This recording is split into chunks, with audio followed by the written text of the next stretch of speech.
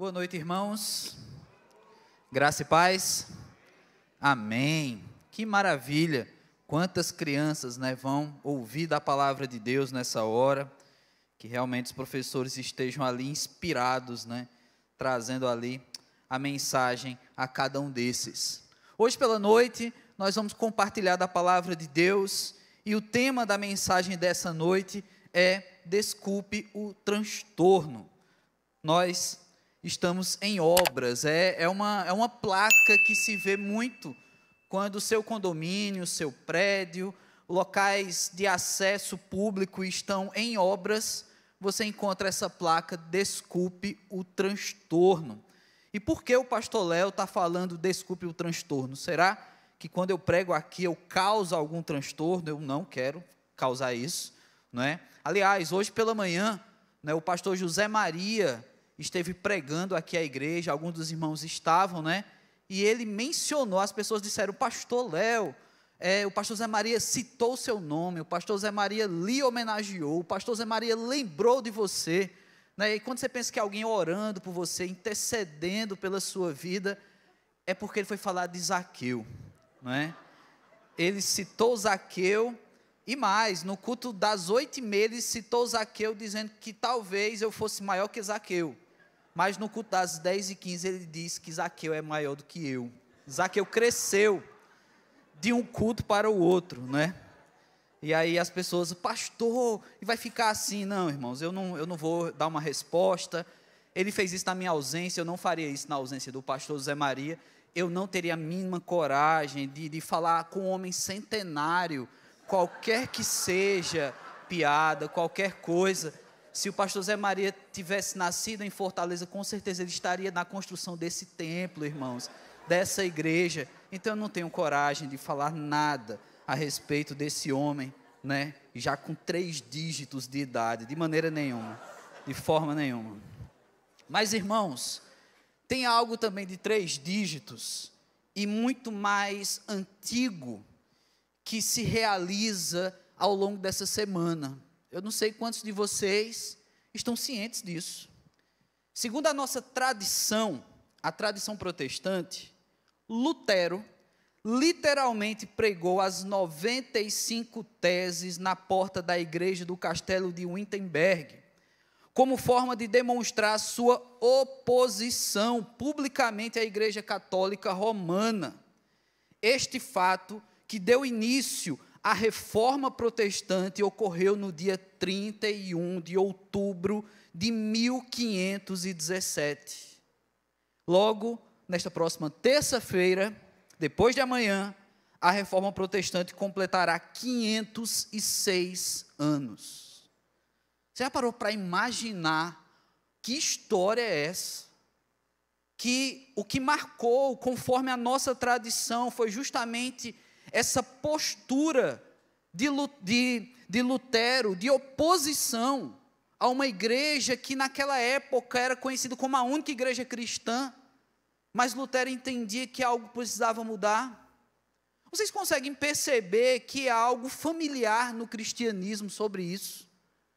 Porque profetas no Antigo Testamento, eles atuaram muitas e muitas vezes trazendo palavras de oposição ao povo de Deus, que inclusive era povo escolhido de Deus, mas caminhava de tal forma que necessitava de uma palavra, de uma direção no sentido contrário. Olha, vocês estão indo para o lado errado, o lado certo é esse, de puxar, mudar de direção, oposição.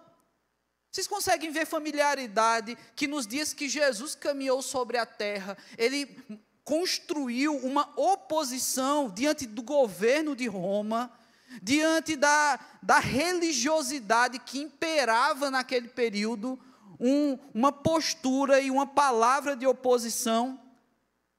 Não foi por acaso que tantas pessoas gritaram para que se crucificasse Jesus. Ele incomodou. Vocês conseguem encontrar familiaridade nos discípulos de Jesus, que passaram, muitos deles, por morte das piores imagináveis. Alguns foram crucificados, outros crucificados de cabeça para baixo. E esses discípulos, eles foram oposição diante do pecado, diante também da religiosidade, diante das pessoas que queriam construir os seus próprios deuses, oposição. Quando a gente pensa na reforma protestante, ela foi um levante de oposição àquilo que estava sendo pregado, mas não era em concordância com a palavra de Deus. Assim Lutero fez oposição e não foi fácil para ele. Assim tantos outros ao longo desses mais de 500 anos se levantaram. Mas uma coisa eu pergunto, qual é a oposição da igreja hoje? Será que está confortável ser crente? Será mesmo que uma reforma que se iniciou há 506 anos, ela já acabou? Deixa eu falar uma coisa para vocês. O Brasil tem 523 anos. O Brasil. E vocês, não precisa responder, só pensar. Você acha que o Brasil está pronto? O Brasil está excelente, está tudo certo no Brasil. 523 anos e está tudo muito bom, tudo funciona da melhor forma possível no Brasil. Eu acho que não. Não importa seu partido, mas você deve ter alguma coisa que você não gosta nesse país. Meu irmão, a reforma protestante com 506 anos, um pouquinho menos do que a idade do Brasil, ela também está ainda passando por reforma.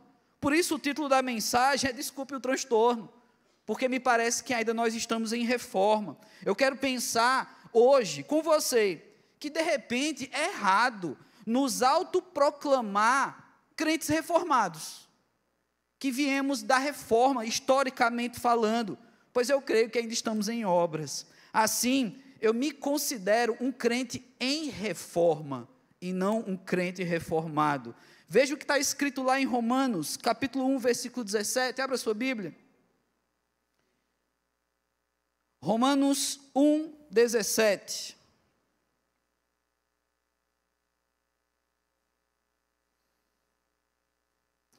E mantenha sua Bíblia, porque o texto da mensagem está bem pertinho aí, então vai ser fácil de você chegar lá. Romanos, capítulo 1, versículo 17, está escrito: visto que a justiça de Deus se revela no Evangelho, de fé em fé, como está escrito, o justo viverá pela fé. Meus irmãos, esse versículo 17, eu quero ressaltar que inicialmente aqui duas expressões. Esse versículo aqui, ele foi um dos agentes que promoveu transformação no coração dos reformadores. Lutero, ele citava esse versículo. Muitos que seguiam Lutero, que seguiram pós-Lutero, eles diziam e lembravam que a reforma protestante é tratado a partir do entendimento de que o justo viverá pela fé e de que era necessário que a palavra de Deus alcançasse a todos, para que assim houvesse fé, para que assim, através da fé, houvesse vida. Mas esse versículo 17, que é esse lembrado sempre na reforma protestante, com certeza muitos de vocês, no dia 31, vai receber nos seus grupos de WhatsApp mensagens sobre a reforma protestante, e entre essas mensagens carregará esse versículo, ou pelo menos essa segunda parte do versículo, o justo viverá pela fé. Isso é a marca mesmo da nossa reforma protestante. Mas esse versículo em específico, essas expressões que ele traz, que marcam a minha vida também, ele diz que Deus, ou melhor, a justiça de Deus se revela. É uma forma de descoberta. A justiça de Deus, ela vai se mostrando. Isso acontece de forma progressiva, ela vai se revelando. Você vai conhecendo cada vez mais. Eu tenho certeza, meu irmão, que se eu sentar contigo numa cafeteria, você pagando o café para mim, nós vamos ter um diálogo sobre a Bíblia, onde você vai dizer: pastor, eu já li esse versículo aqui, mas outro dia eu li de novo e eu vi outra coisa. Deus se revelando. Ou então um texto que você já dominava, já conhecia, talvez de um livro da Bíblia que você mais goste, e de repente através de uma palavra você viu uma outra perspectiva. Deus se revelando. Isso acontece. Mas tem mais. Esse versículo aqui, ele deixa claro que não apenas a justiça de Deus se revela, e isso é de forma progressiva, mas ele esclarece que é assim que acontece, quando ele fala de fé em fé, de fé sobre fé. É assim que a nossa vida tem que ser pautada, de fé em fé. A ideia filosófica por trás dessa construção literária em que Paulo traz aqui, escrevendo aos Romanos, é que de fé em fé, meu irmão, significa que a nossa construção, na nossa caminhada, é como um degrau. Então, cada degrau é uma fé, cada fé é uma postura, cada subida de fé, nós aprendemos um pouco mais sobre Deus. Mas isso também significa que de fé em fé, muitas vezes as lições serão dolorosas, muitas vezes Deus vai mostrar e vai se revelar por meio de tempestades, por meio de desertos, e assim o crente vai de fé em fé. Eu e você, meu irmão, eu tenho certeza que a fé que você tem hoje, um compêndio de informações, de práticas religiosas, é diferente do que você tinha há 10 anos atrás. A começar pelas canções, você hoje canta músicas que você não cantava há 10 anos atrás. Alguns sentem falta das músicas antigas, outros gostam mais das músicas novas, mas isso corresponde também à nossa dinâmica de fé. E assim nós vivemos de fé em fé.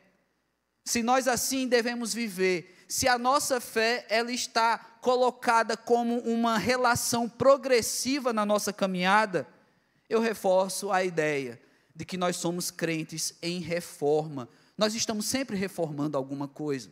Sabe, quando eu estava preparando essa mensagem, eu pensei em um dos títulos, ao invés de Desculpe o Transtorno, eu pensei em colocar algo relacionado à harmonização, não é? Porque está tão na moda hoje as pessoas fazendo harmonização, mas tem umas harmonizações que as pessoas ficam tão feias, né, tão estranhas, que eu disse, não, eu não quero pensar que a gente está crente em reforma e a gente está ficando estranho, apesar que existem evangélicos estranhos, não é? Mas eu não queria que a gente pensasse sobre isso. Na verdade, pensar que nós estamos em obras, nós estamos numa constante reforma. Então vamos ao texto da nossa reflexão. Como eu falei, ele estaria bem próximo. Na verdade, esse versículo 17 do capítulo 1 de Romanos, pela qual é o texto célebre, homenageado na Reforma Protestante, eu quero ler o contexto dele com vocês. Então volte, versículos, a partir do versículo 8 do capítulo 1 de Romanos, é a base da nossa mensagem hoje, Romanos 1, de 8 a 16. Então vamos aprender que espécie de reforma é essa, que o crente de Roma precisava viver, e que talvez eu e você ainda estejamos vivendo, ainda estejamos passando por uma reforma. Diz a palavra de Deus: primeiramente dou graças a meu Deus, mediante Jesus Cristo, no tocante a todos vós, porque em todo o mundo é proclamada a vossa fé, porque Deus, a quem sirvo em meu espírito, no evangelho de seu Filho, é minha testemunha, de como incessantemente faço menção de vós, em todas as minhas orações, suplicando que, em algum tempo, seja a vontade de Deus, seja pela vontade de Deus, se me ofereça uma boa ocasião de visitar-vos, porque muito desejo ver-vos, a fim de repartir convosco qualquer dom espiritual, para que sejais confirmados, isto é, para que, em vossa companhia, reciprocamente nos confortemos por intermédio da fé mútua, vossa e minha. Porque não quero, irmãos, que ignoreis que, muitas vezes, me propuse ter convosco, do que tenho sido até agora impedido, para conseguir igualmente entre vós algum fruto, como também entre outros gentios. Pois sou devedor tanto a gregos como a bárbaros, tanto a sábios como a ignorantes. Por isso, quanto está em mim, estou pronto a anunciar o evangelho também a vós outros, em Roma, pois não me envergonho do evangelho, porque é o poder de Deus para a salvação de todo aquele que crê, primeiro o judeu e também do grego. Deus amado, Aplica a Tua palavra, Senhor Deus, em nossos corações, em nossas vidas, ó Pai. Que essa Tua palavra cresça, encontre uma terra fértil em cada coração aqui e venha dar fruto, Senhor Deus. Em nome de Jesus Cristo. Amém. Meus irmãos, uma fé em obras. Como é que está a obra da fé da tua vida? Você está vivendo Deus se revelando em justiça? Você está experimentando viver de fé em fé?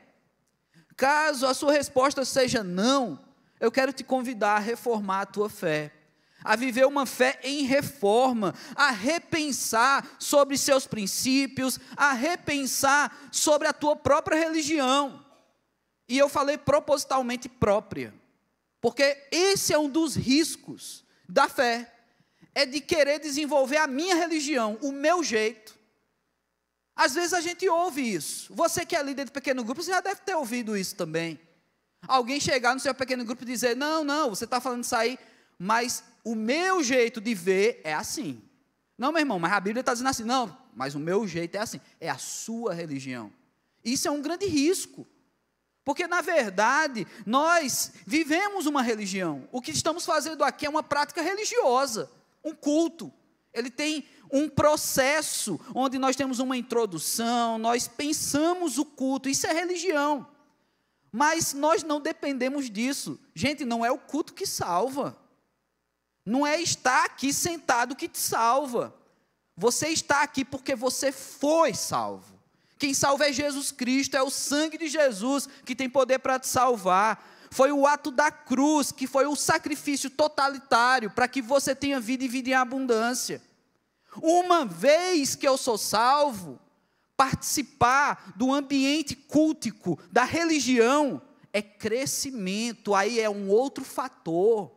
Ou de repente você não se sente salvo, e você está buscando nesse ambiente, um ambiente que tem uma prática religiosa, uma salvação, uma tábua para se agarrar e não se afogar nesse mar do pecado.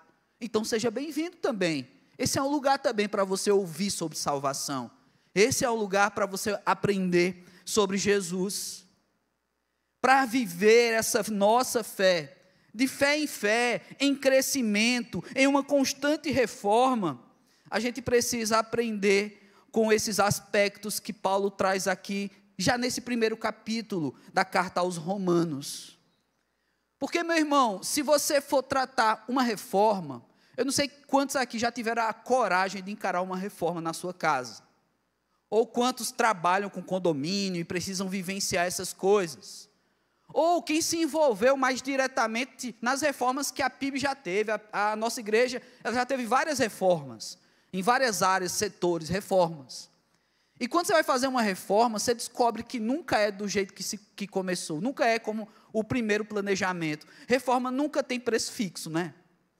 É incrível isso. A pessoa vai trocar o piso e diz, rapaz, esse piso precisa ser trocado. Vamos trocar o piso da nossa casa.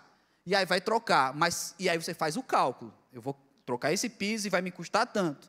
Aí quando tira o piso velho, aí descobre que o rodapé também precisa ser modificado. Aumentou tanto. Mas para mexer no rodapé vai ter que pintar tudo de novo, porque senão vai dar 2 tonalidades de cor. E a reforma ela vai se estendendo. Deixa eu te falar uma coisa. Na nossa fé tem um aspecto muito parecido. Quando muitas vezes é preciso tratar determinada área da nossa vida, e aí quando a gente vai cavar um pouquinho, descobre que tem algo mais a ser tirado, a ser mudado, a ser reformado na nossa fé, meu irmão. O que não podemos fazer, mas de jeito nenhum, é ter uma fé estática, uma fé parada.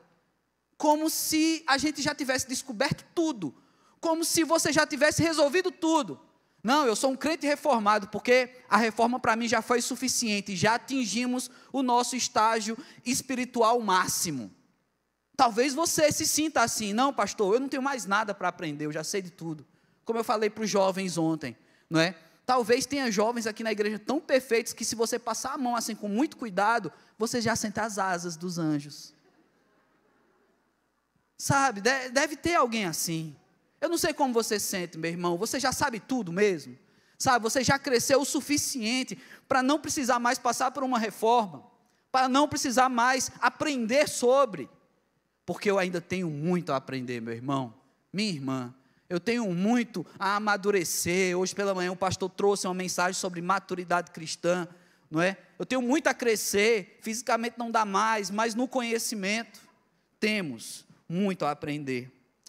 E nesse texto, abra e mantenha a sua Bíblia aberta, Romanos 1, a partir do versículo 8, aqui dos versículos 8 ao versículo 10, aprendemos que necessitamos viver uma reforma que contagia, sabe?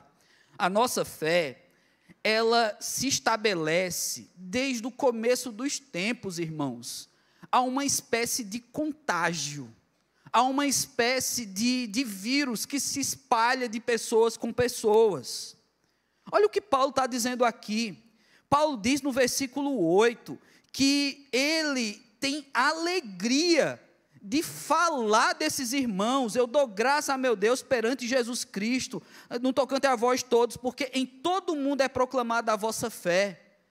Paulo está dizendo assim, gente, eu estou tão feliz com essa igreja de Roma, porque vocês estão espalhando a fé de vocês. Nós precisamos reformar a nossa fé, irmãos, porque às vezes nós não estamos espalhando, estamos retendo essa fé, guardando ela num lugar precioso, que é o nosso coração. Mas você tem que guardar no coração, conforme diz o Salmo 119, 111, guardei tua fé, guardei tua palavra no meu coração para não pecar contra ti.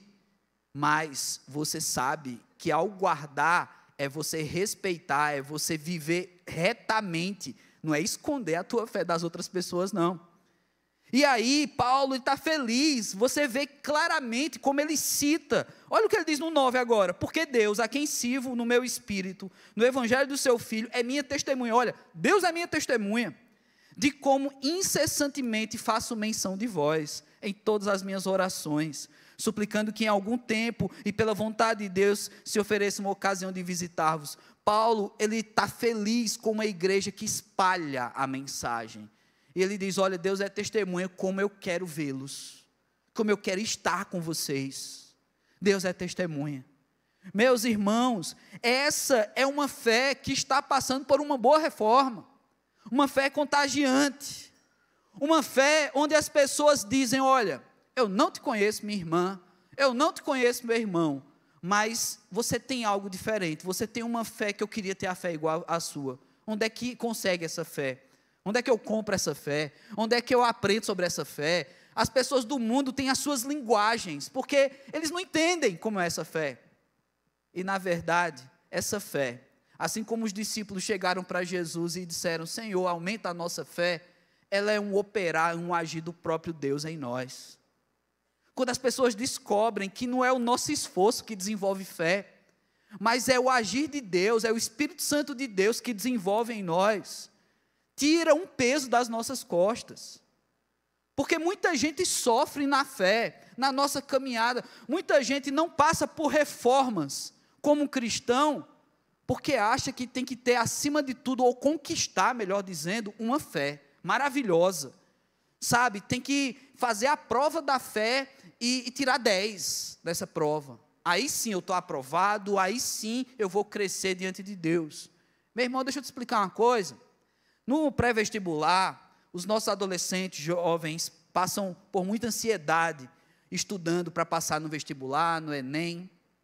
Eles têm professores que dão capacidade para eles estudarem, se prepararem cada vez mais, entenderem o mecanismo da prova, para tentar gabaritar uma prova do Enem. É muito difícil, mas tem gente que consegue.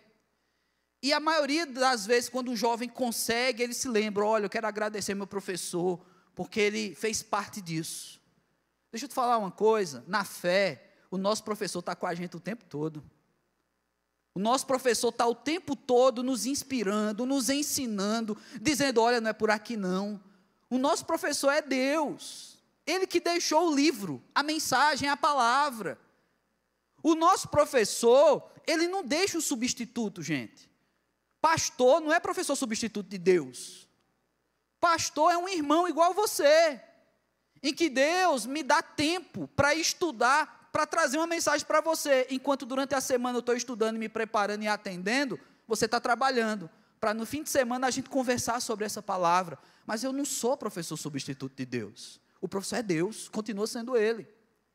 E quando nos falta capacidade, ou melhor, como o jovem aluno que esquece da aula que o professor deu de pré-vestibular, para o Enem, deixa eu te falar uma coisa, a Bíblia diz que o Espírito Santo está em nós.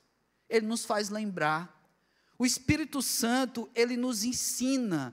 O Espírito Santo, ele nos orienta. O professor continua conosco, irmãos.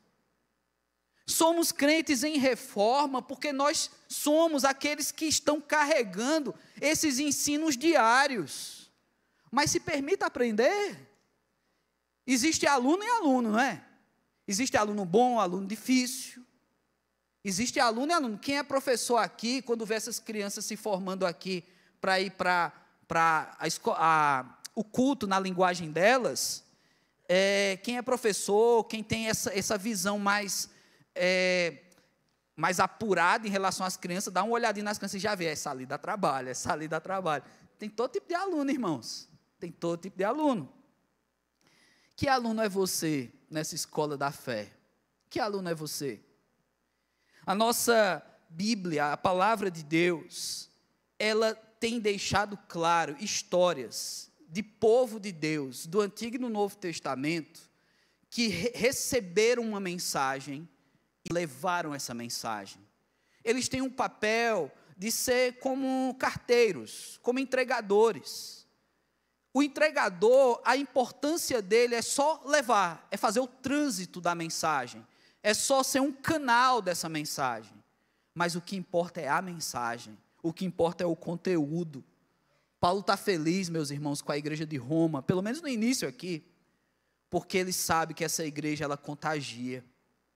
Então, se a primeira igreja batista de Fortaleza se considera uma igreja em reforma, que está passando por ajustes de Deus, se você se considera, mesmo que a reforma protestante tenha apenas, ou vá fazer apenas nessa terça, 506 anos, você considere que ainda tem muita coisa que a gente precisa melhorar, pois é, meu irmão, uma delas é termos uma fé que contagia.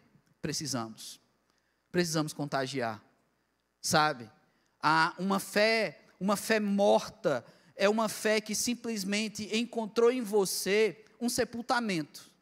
Você aprendeu sobre Jesus, conheceu a Jesus e esse conhecimento morreu em você. Não, meu irmão, vamos ressuscitar essa sua fé. Vamos reformar essa fé. A nossa fé, ela precisa contagiar. Ela não deve parar em nós.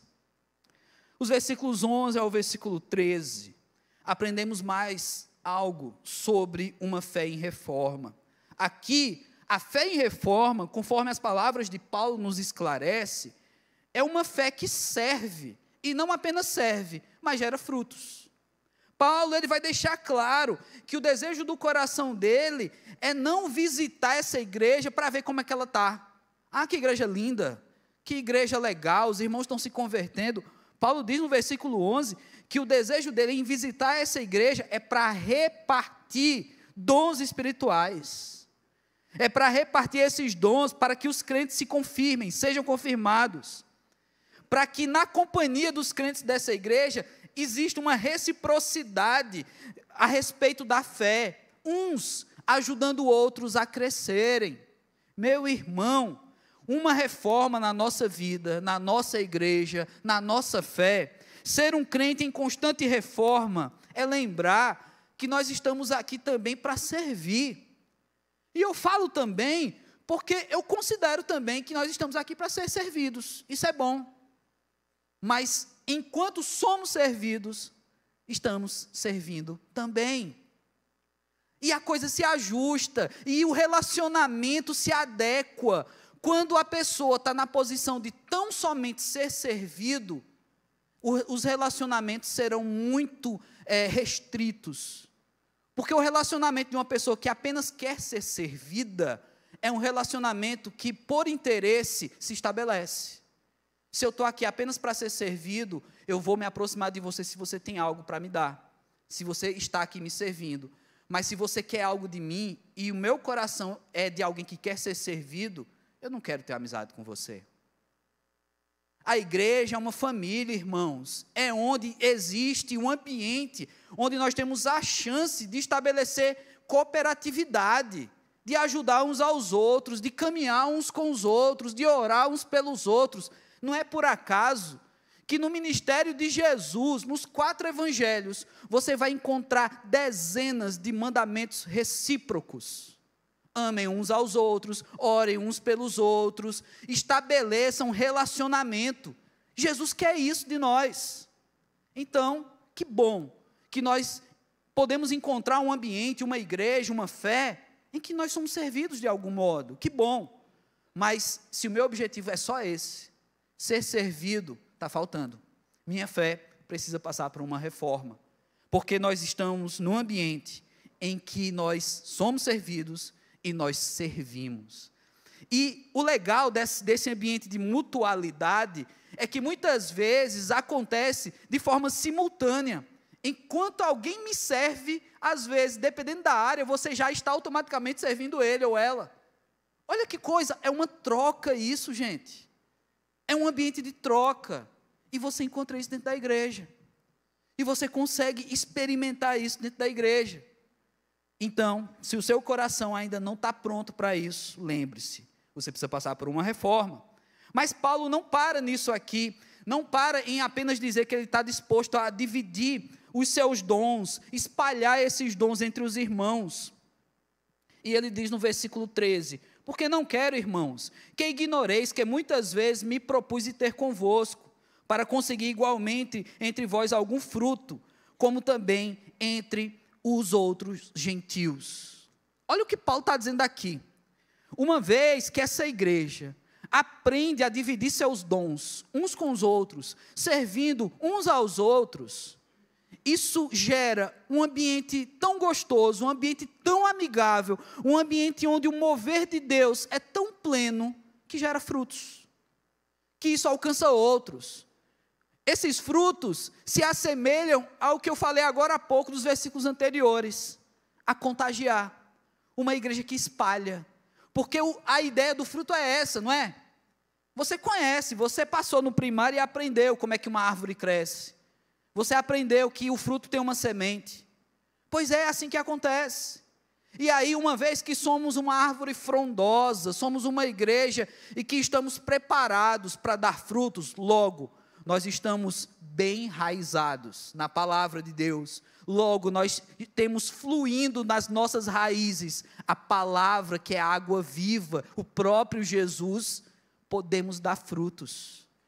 E a igreja que não dá frutos, irmãos, ela vai morrer. Uma árvore que não dá frutos, ela vai secando, ela não tem mais razão para sobreviver, ela não deixa novas árvores, novas mudas não vão nascer ao longo dos seus galhos, quando cair no chão fruto, porque não tem fruto. Então ela falece. Uma árvore pode morrer, uma igreja pode morrer também. Uma igreja, ela não dando frutos, ela pode simplesmente secar.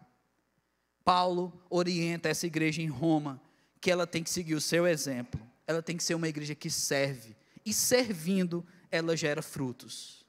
A minha pergunta, meus irmãos, é no seu particular agora, porque avaliar a igreja, num contexto geral, é mais fácil.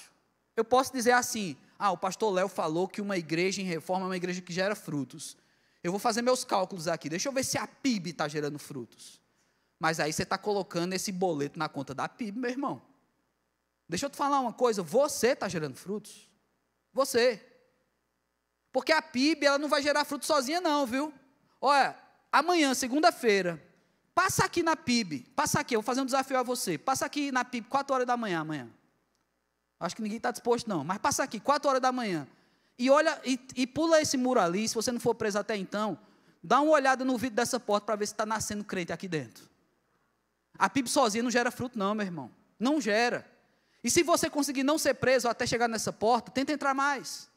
Vai lá na Alameda, escola bíblica, né? Lugar de ensino.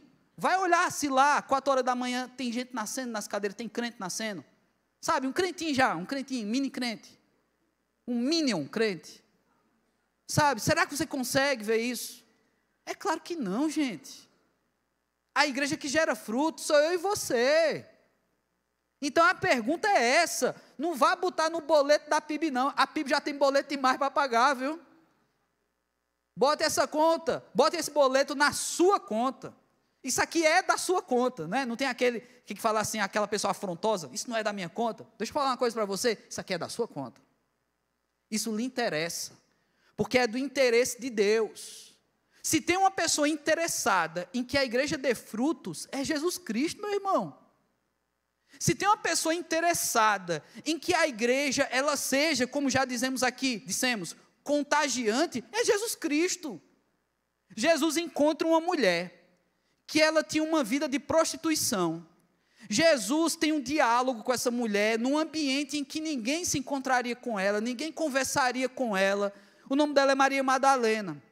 E depois que essa mulher tem o seu primeiro momento, o seu encontro com Jesus, sabe o que essa mulher vai fazer? Ela foi fazer seminário para virar missionária. Ela foi procurar uma igreja batista, nem tinha na época. Mas a primeira igreja batista foi João Batista aqui, então nós somos os mais antigos. Isso é uma brincadeira, irmãos. Mas Maria Madalena, ela foi pregar. Sem curso nenhum, ela saiu falando, gente, eu encontrei um homem que falou tudo sobre mim. Será ele um Messias? Ela ainda não tinha nem entendido direito, mas ela já estava anunciando. Ela já estava dando frutos. Uma mulher que os frutos que ela dava, pela vida que ela levava, eram frutos de maldição, era uma mulher que destruía famílias, irmãos. Como é? E somente Jesus pode fazer isso. Ele converte uma vida que o fruto é fruto podre, frutos de maldição, para uma mulher que está gerando frutos de vida e vida eterna. Só Jesus faz isso. E talvez você tenha um passado negro também, talvez você nem tenha nascido na igreja, mas não importa, gente, o que foi para trás. As coisas velhas se passaram e eis que tudo se faz novo. O que importa é saber, você está dando frutos, você está gerando frutos, você está servindo uns aos outros. Nos versículos 14 e 15, Paulo tem algo a nos dizer também aqui, a respeito de uma fé em reforma, irmãos. É uma fé devedora, é uma fé que assume responsabilidade. Olha o que ele diz: pois sou devedor tanto a gregos como a bárbaros, tanto a sábios como a ignorantes. Olha isso. Isso aqui é um dos agentes mobilizadores da reforma protestante, esse texto, porque um dos pontos em que Lutero percebia no seu tempo era que a igreja era restritiva. Ela sequer pregava a língua do povo, ela sequer distribuía livros, a Bíblia Sagrada, traduzida numa linguagem que o povo podia entender. Então, um dos pilares da reforma protestante foi levar a Bíblia a todos, traduzir a Bíblia em outras línguas, criar uma maneira da gente produzir a Bíblia. E vocês sabem que foi através da reforma protestante que se desenvolveu tecnologias para imprimir centenas e centenas de páginas. Fomos nós os protestantes. Para quê? Para que essa palavra chegue a outros. Então Paulo, ele diz, gente, diz para essa igreja em Roma, eu devo a todo mundo. Eu tenho uma dívida, e não importa quem seja, não importa a sua nacionalidade, não importa a sua religiosidade. Paulo dá aqui alguns poucos exemplos de pessoas díspares, de realidades diferentes, gregos e bárbaros. O grego, ele tinha aquele convencimento de que o grego ele tinha sabedoria, ele conhecia a filosofia. Os bárbaros, eles só queriam guerra, queriam ocupar, destruir, eles mal sabiam falar. Então ele coloca pessoas díspares aqui, tanto sábios como ignorantes. Não importa quanto tempo você tem, quantas faculdades você já fez. O que Paulo está dizendo é que ele tem uma dívida com gente. Ele deve às pessoas. Mas o que é que Paulo deve, gente? O que é que Paulo deve? Quando você vai olhar a história de Paulo, lá em Atos, você vê que ele era um sujeito, um soldado romano, um líder, você vê que ele cumpria bem o seu trabalho como soldado romano, que fazia muito mal aos cristãos, inclusive, por cumprir bem o seu trabalho para Roma. Mas Paulo se converte, Paulo muda de vida.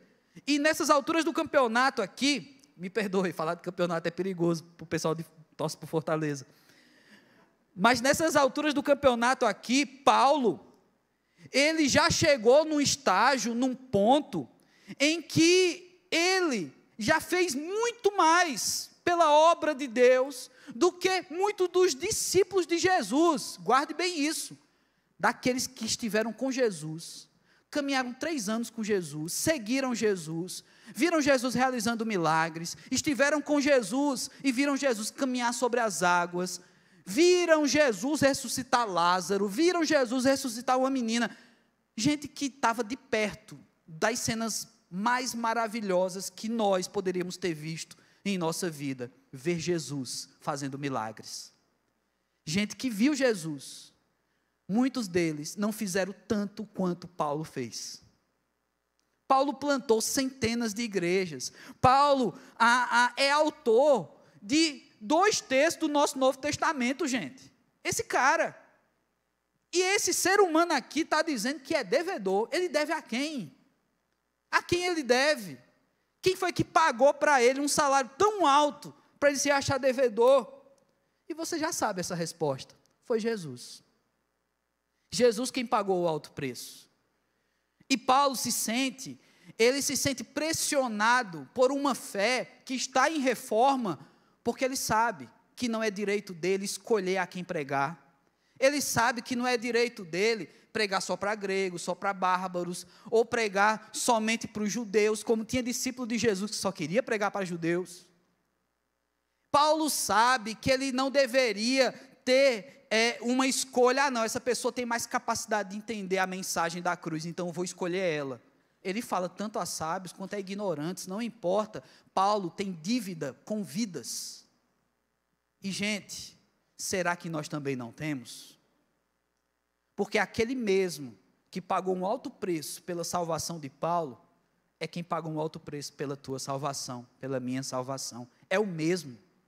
Então, se Paulo deve, meu irmão, se Paulo, plantador de igreja, fez centenas de milhares de filhos na fé, trabalhou em prol do evangelho e morreu em prol do evangelho, tem dívida para pagar, meu irmão, quantas igrejas você plantou? Quantos filhos da fé você fez? Você está pagando o quê por causa do evangelho? Você já foi preso por causa do evangelho? Então, pelos meus cálculos, e eu não sou formado em contabilidade, mas pelos meus cálculos, a minha e a sua dívida é maior que a de Paulo. A gente deve mais. Então, uma fé em reforma é uma fé devedora, sabe? Você talvez vai sair daqui hoje preocupado. Rapaz, eu já tenho conta para pagar, mas eu vou sair do culto hoje devendo muito mais. Pastor Léo me deixou preocupado. Eu já entrei na igreja endividado, esperando que acontecesse alguma coisa. E estou saindo mais endividado ainda. Pois é, meu irmão, é juro sobre juro, viu? É desse jeito com a Bíblia. Uma reforma, uma fé em reforma, é uma fé devedora. E por último, versículo 16.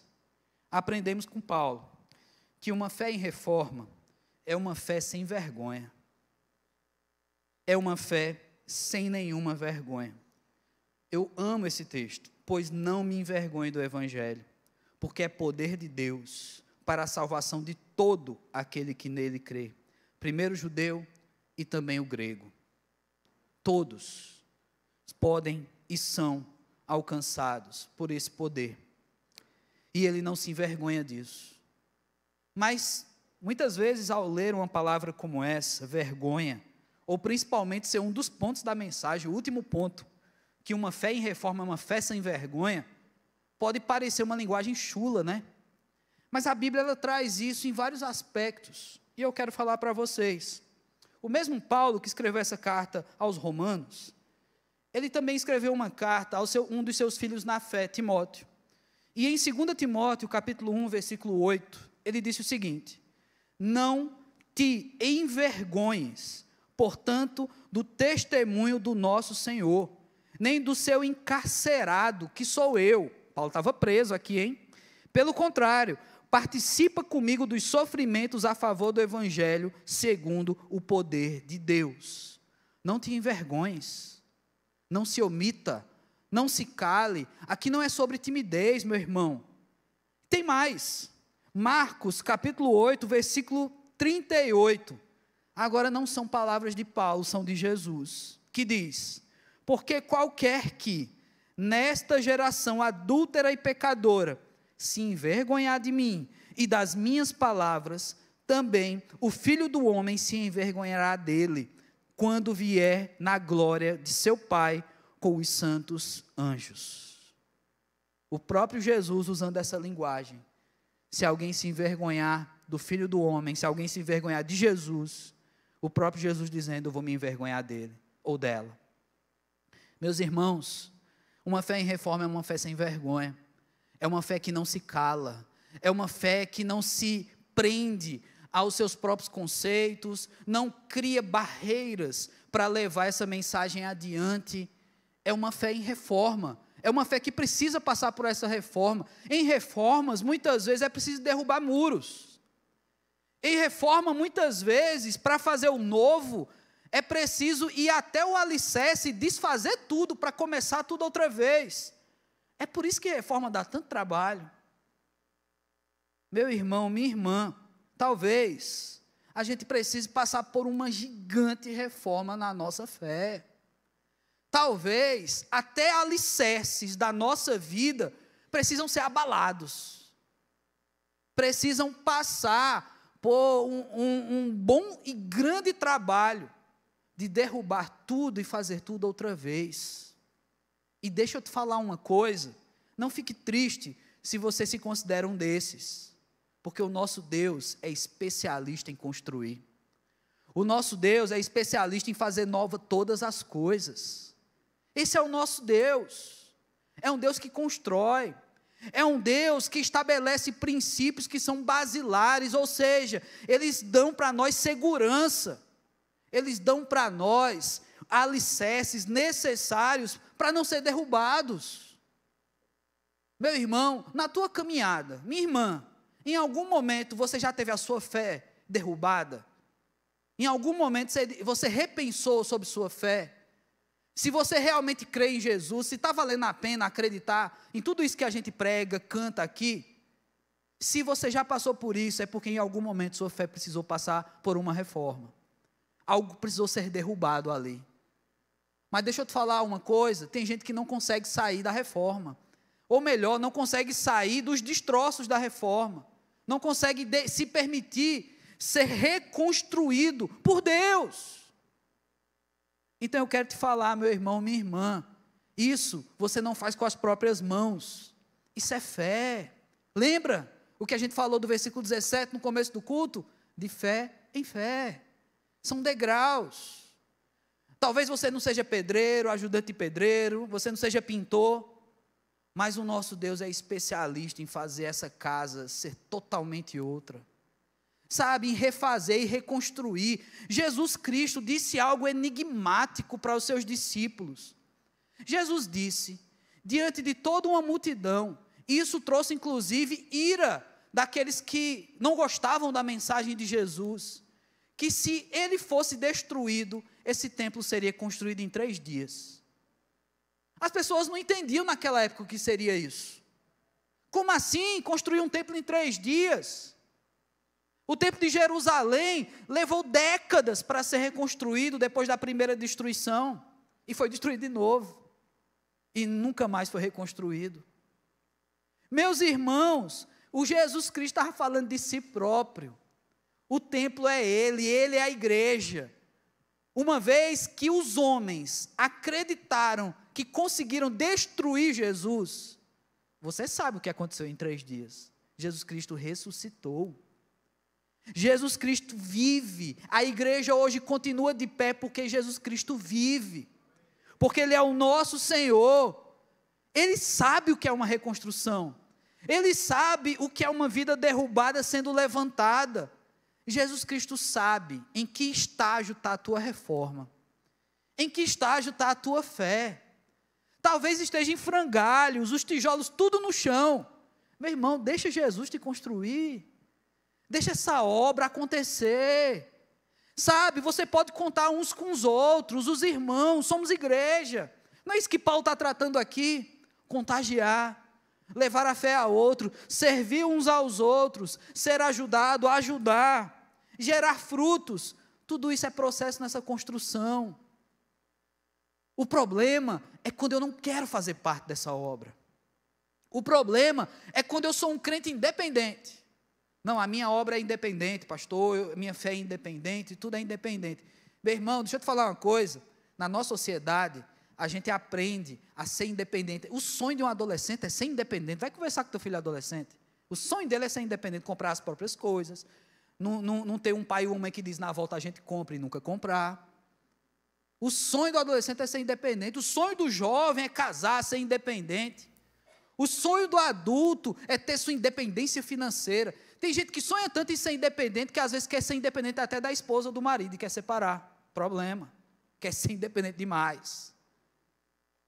Pois é, meu irmão. Só que tem gente que quer ser independente de Deus. E aí não tem como. Ah, não, já recebi de Deus tudo o que eu precisava, agora eu vou viver na minha independência. Porque eu já tenho maturidade espiritual, eu já estou no nível que eu não preciso mais beber dessa água. Você vai ter sede, você vai definhar sem a água da vida, se você não beber dela. Nós somos dependentes, meu irmão, e como eu sou dependente de Deus. Deixa eu te falar mais, eu dependo de Deus, eu dependo de você, meu irmão, eu dependo de você, e não é só para pagar meu salário, não, eu dependo de você para ser crente, eu preciso de você, e você precisa de mim. Não tem uma musiquinha, né, que o pessoal aqui com 5 décadas cantava quando era adolescente? Eu preciso de você, você precisa de mim, nós precisamos de Cristo até o fim. Sem cessar, já tem gente se remexendo na cadeira. Não dance. Você está na igreja batista. Meu irmão, minha irmã, a gente precisa uns dos outros, é assim que a gente cresce, é assim que a gente amadurece, é assim que a gente se autoalimenta, supre as nossas necessidades. Talvez alguém esteja vivenciando, experimentando um estágio nessa reforma, um estágio um pouco à frente de você, e não tem problema não, deixa essa pessoa te ajudar com os teus tijolos, deixa essa pessoa te ajudar na tua reforma, é assim que é a igreja, e daqui a pouco chega outra pessoa que acabou de ter sua vida totalmente destruída, derrubada, e está esperando alguém ajudar nos primeiros tijolos da reforma. E sabe o que é fantástico? É que Deus tem poder para reformar cada uma das nossas vidas por um simples ato de milagre, um agir de Deus. O fantástico nisso tudo é que Deus quer usar a gente. Ele não precisa da gente para isso, mas Ele quer que a gente faça isso. E é por isso que quando Paulo escreve à igreja de Roma, ele deixa claro que ele entende a importância dessa igreja, uma igreja que está em reforma, uma igreja que Paulo faz questão de falar para todo mundo que ela está anunciando Jesus Cristo, uma igreja que Paulo faz questão de dizer, eu quero ir até vocês, eu não estou conseguindo, mas eu quero ir até vocês porque eu quero distribuir dons, eu quero distribuir aquilo que Deus me deu para vocês, porque eu quero ver frutos, eu quero estar com vocês para que vocês entendam que se a minha fé é devedora, vocês também devem. Eu quero estar com vocês porque a nossa fé não pode ter vergonha, porque eu não me envergonho do Evangelho, e nenhum de vocês devem se envergonhar. Que Deus nos abençoe, meus irmãos, e que a Reforma Protestante seja uma data lembrada. A gente lembra de tantas datas. O Brasil tem feriados católicos, mas não tem feriados protestantes, e dizem que é um país laico. Mas dia 31 de outubro é dia da Reforma Protestante. Guarde essa data. Alguém, há 506 anos atrás, começou o que foi um movimento que gerou muita dor e sofrimento, para que essa Bíblia chegasse numa tradução que você pudesse ler, de repente no seu celular, a Bíblia impressa de papel, mas muita gente pagou preço por causa disso, e às vezes a gente nem reflete sobre, para que esse texto sagrado, para que essa mensagem que Paulo mandou à igreja de Roma, pudesse ser entendida por nós hoje, para que a gente continuasse em reforma. Então baixe sua cabeça, vamos juntos falar com Deus nessa hora. Se apresente diante de Deus, apresente a sua reforma, o seu prédio. Como é que está, meu irmão? Feche seu olho, de verdade. Eu queria que você tivesse um tempo com Deus agora, um tempo de reflexão, que você levasse seus pensamentos a Deus e dissesse: Senhor, o que está acontecendo na minha vida, Senhor? Será mesmo que eu preciso de uma reforma total na minha fé?